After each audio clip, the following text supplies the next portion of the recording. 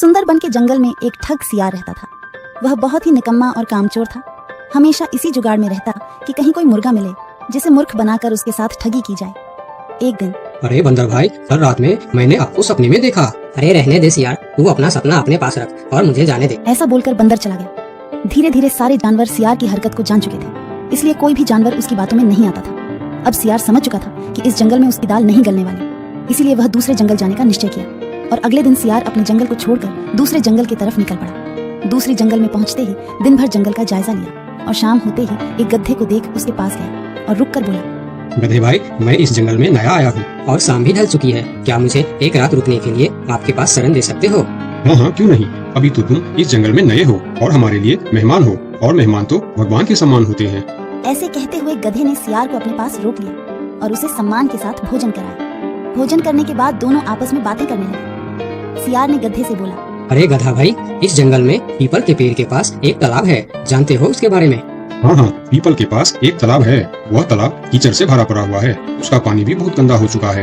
यहाँ का कोई भी जानवर उसका पानी नहीं पीता है। सियार ने अपनी आवाज को धीमा करते हुए बोला, क्या तुम जानते हो वह सोने चांदी का तालाब है। उसके अंदर ढेर सारा सोना और चांदी छुपा है और उस तालाब का मालिक मैं ही हूँ। सियार का बात सुन गधे ने चौंक के बोला, ये तुम क्या बोल रहे हो सियार भाई? तालाब भी कहीं सोने और चांदी का होता है?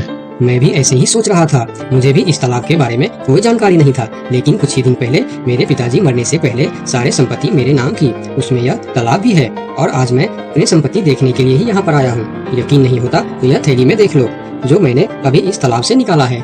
सोने के गहने निकालकर गधे को दिखाया, जो उसे ठगने के लिए उसने अपने साथ लेकर आया था। गहने को देखकर गधे को सियार के बात पर विश्वास हो गया और बोला, अरे हाँ, ये तो सचमुच सोने चांदी का है। अब तो तुम बड़े ही भाग्यशाली हो, इसलिए तुम्हारे पास ये सोना चांदी का तालाब है। अब सियार मन ही मन खुश हो रहा था। उसे तो इसी बात का इंतजार था।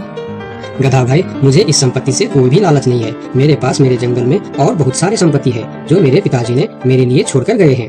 मैं तो यहाँ तालाब बेचने के लिए आया था। सोचता हूँ तुम भले जानवर दिखते हो, क्यों न तुमको ही यह सब बेच दूं। मुझे, यानी यह सोने का तालाब मेरा हो जाएगा और मैं इस तालाब का मालिक बन जाऊंगा। बेचारा भोला भाला गधा सियार की चिकनी चुपड़ी बातों में बहुत आसानी से आ गया और गधा सियार से सोने का तालाब खरीदने को तैयार हो गया। दोनों के बीच 4 सिक्कों का सौदा तय हुआ। ठीक है सियार भाई, मैं अभी जाकर हिरन के पास से 4 सिक्का लेकर आता हूँ। मेरे पास अपना घर न होने के कारण मैं अपनी सारी कमाई हिरन के पास ही रखता हूँ और जब भी मुझे जरूरत पड़ता है मैं उसे ले लेता हूँ। ठीक है गधे भाई, लेकिन ध्यान से, जंगल में किसी को इस बात का पता नहीं चलना चाहिए, वरना जंगल के सारे जानवर मेरे पीछे ही पड़ जाएंगे। ऐसा बोल सियार गधे को भेज देता है और गधा हिरन के पास जाकर अपना सिक्का मांगता है। गधे भाई, घर में सब ठीक तो है ना? आज आपको अचानक से 4 सिक्कों का क्या जरूरत पड़ गया? अरे वह अपने जंगल में जो तालाब है ना, मैं उसे खरीद रहा हूँ। तालाब खरीद रहे हो? क्या करोगे तुम तालाब खरीद के? तालाब का तो पता नहीं, लेकिन उसमें जितना सोना चांदी है वह सब मेरा हो जाएगा। तालाब में सोना? ये तुम क्या बोल रहे हो भाई? मुझे तो कुछ भी समझ में नहीं आ रहा है।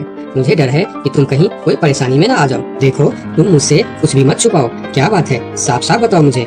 हमारे जंगल में एक बहुत ही अमीर सियार आया है। ढेर सारी संपत्ति है उसके पास, और तो और हमारे जंगल में जो तालाब है ना, जिसे हम लोग गंदा नाली समझकर उसका पानी भी नहीं पीते हैं, उस तालाब में ढेर सारा सोना और चांदी है। उसने तो मुझे उस तालाब से सोने का गहना भी निकाल कर दिखाया है। उसी तालाब को मैं खरीद रहा हूँ। हम दोनों के बीच 4 सिक्कों का सौदा हुआ है। मुझे तो वह सियार मूर्ख ही मालूम पड़ता है जो इतने सस्ते में सोने का तालाब बेच रहा है। मूर्ख वो नहीं, मूर्ख तुम हो। भला तालाब भी कोई सोने चांदी का होता है? अरे गधा भाई, तालाब से पानी निकलता है, सोना नहीं। मैं भी ऐसे ही सोच रहा था, परंतु उसने मुझे सोने निकाल कर भी दिखाया। गधे भाई, मुझे वह कोई ठग मालूम पड़ रहा है जो तुम्हारे आंखों में धूल झोंक कर तुम्हें झांसा दे रहा है। मैं एक तरकीब बताता हूँ जिसे दूध का दूध और पानी का पानी हो जाएगा। कौन सा तरकीब हिरन भाई? तुम ऐसा करो, उस सियार से बोलो कि मेरा हिरन भाई ने कहा है कि लिखा पढ़ी होगा तभी मैं उसे 4 सिक्का दूंगा, और अगर बिना लिखा पढ़ी से ही काम हो जाता है तो मैं सिर्फ 1 ही सिक्का दूंगा।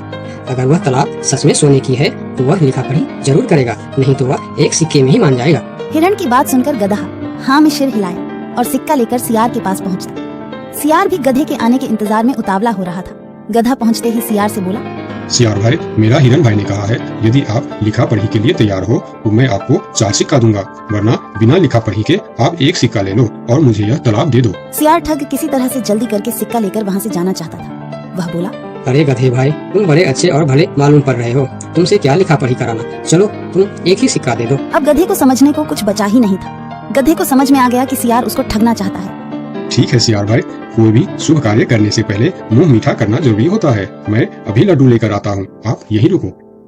गधा जंगल से 2-3 जानवरों को बुला लाया और सियार की जमकर धुनाई कर दी। किसी तरह सियार वहां से जान बचाकर भागा।